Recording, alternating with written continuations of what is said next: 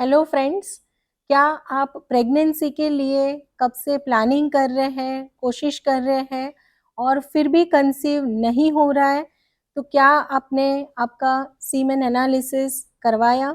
यदि नहीं करवाया है, तो जल्दी आप अपना सीमेन एनालिसिस कराएं और देयर इज़ अ पॉसिबिलिटी कि सीमेन एनालिसिस में शायद नील काउंट हो। तो आज हम बात करेंगे कि सीमेन का जो रिपोर्ट होता है जब भी नील काउंट होता है तो उसका मीनिंग क्या होता है और ऐसा होने के क्या क्या रीजंस होते हैं।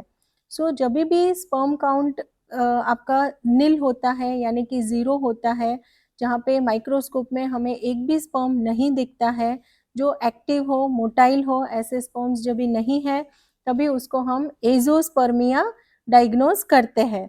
जनरली एजोस्पर्मिया का रिपोर्ट आता है तभी दोबारा आपके जो डॉक्टर रहेंगे वह आपको 2 या 3 रिपोर्ट रिपीट करने के लिए भी बोल सकते हैं at the interval of at least 2 to 4 weeks.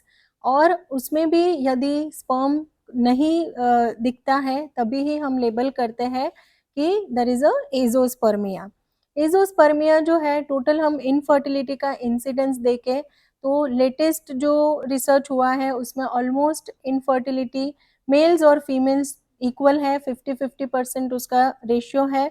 तो मेल इनफर्टिलिटी में azoospermia counts for almost 20% of the incidents. तो यदि आपका डायग्नोसिस हो गया है कि एजोस्पर्मिया है तो इसके क्या क्या रीजंस हो सकते हैं। तो पहले मैं आपको समझाती हूँ कि नॉर्मल मेल रिप्रोडक्टिव ऑर्गन जो होता है उसमें कैसे स्पर्मेटोजेनेसिस और स्पर्म कैसे ट्रैवल करते हैं। तो मेन जो है स्पर्म जो है, स्पर्म का डेवलपमेंट जो होता है दैट इज स्पर्मेटोजेनेसिस, वह होता है टेस्टिस में। जैसे फीमेल में ओवरीज में अंडे बनते हैं वैसे ही मेल्स में स्पर्म जो बनते हैं टेस्टिस के अंदर। उसके बाद जो स्पर्म्स है वह स्टोर होते हैं एपिडिडिमिस में और वहाँ से जो स्पर्म है वह ट्रैवल करते हैं वास डिफरेंस या तो स्पर्म डक्ट बोलते हैं। और यह जो पैसेज है उसमें ही समाइनल वेसिकल बोलते हैं और प्रोस्टेटिक जो ग्लैंड होती है जिसमें से वाइटिश कलर फ्लूइड ऐड होता है और जो सीमेन बाहर निकलता है वह इजेक्युलेटरी डक्ट, वहाँ से जो सीमेन है वह बाहर निकलता है।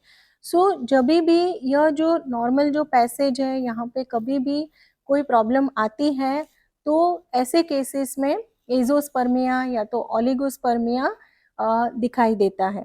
सो बेसिकली एजोस्पर्मिया जो है उसके 2 टाइप्स होते हैं, either it is a obstructive और it is a non obstructive.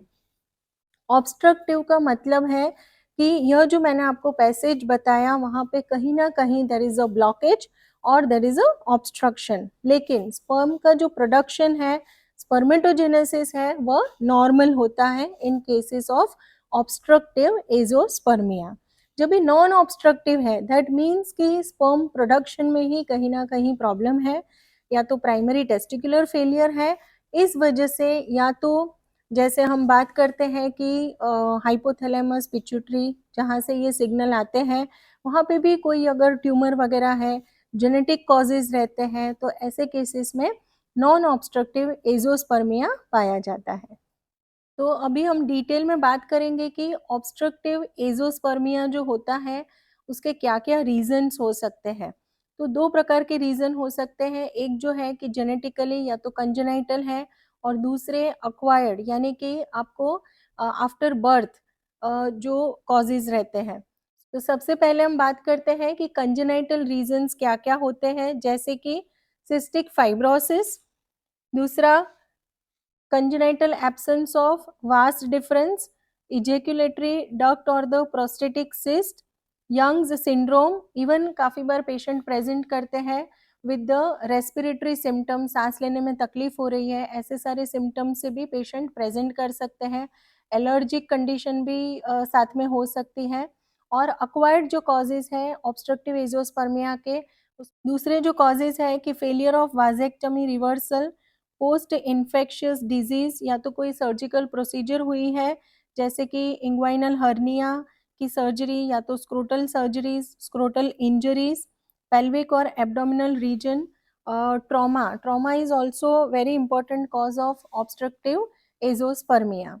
Non obstructive जो रीजंस है फॉर द एजोस्पर्मिया, उसमें जैसे कि जेनेटिक जो रीज़न है कि वाई क्रोमोसोम डिलीशन है, क्रोमोसोम में कोई एबनॉर्मलिटीज़ है, या तो टेस्टोस्टेरोन रिप्लेसमेंट थेरेपी चल रही है, या तो बचपन में जैसे हम देखते हैं कि काफ़ी पेशेंट को हिस्ट्री ऑफ मम्स रहता है और मम्स डज अफेक्ट टेस्टिस, और इसकी वजह से मम्स ऑर्काइटिस होता है which again affects the spermatogenesis permanently.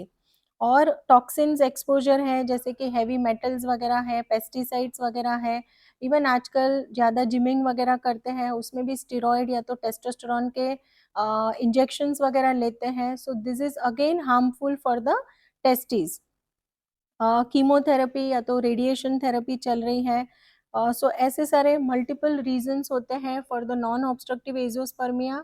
और आजकल एंडोक्रिनोलॉजिकल जो रीज़न देख रहे हैं कि डायबिटीज़, यंग एज में डायबिटीज़ आ रहा है, ब्लड प्रेशर बढ़ रहा है, या तो इवन थायराइड रिलेटेड डिजीज़ आ रहे हैं, प्रोलैक्टिन लेवल काफ़ी पेशेंट रहते हैं जिनका डिप्रेशन का अगर मेडिसिन वगैरह ले रहे हो, स्लीपिंग पिल्स वगैरह ओवरडोज हो जाता है। सो अगेन यह सारी चीज़ आपके जो हार्मोन्स हैं उसको इम्बैलेंस करती है, प्रोलैक्टिन लेवल बढ़ सकता है और इसकी वजह से भी स्पर्मेटोजेनेसिस अफेक्ट हो सकता है। सो फ्रेंड्स, यह हमने बात की सारे रीजंस फॉर द एजोस्पर्मिया, और एजोस्पर्मिया के जो टाइप्स है ऑब्स्ट्रक्टिव और नॉन ऑब्स्ट्रक्टिव, उसके क्या क्या पॉसिबल रीजंस हो सकते हैं। और आगे हम बात करेंगे कि एजोस्पर्मिया जो है उसके लिए क्या क्या सिम्टम्स होते हैं और उसके क्या क्या इन्वेस्टिगेशन किए जाते हैं और उसका ट्रीटमेंट कैसे की जाती है। Stay tune to watch again the second part of azoospermia in detail about the treatment of azoospermia. Thank you friends.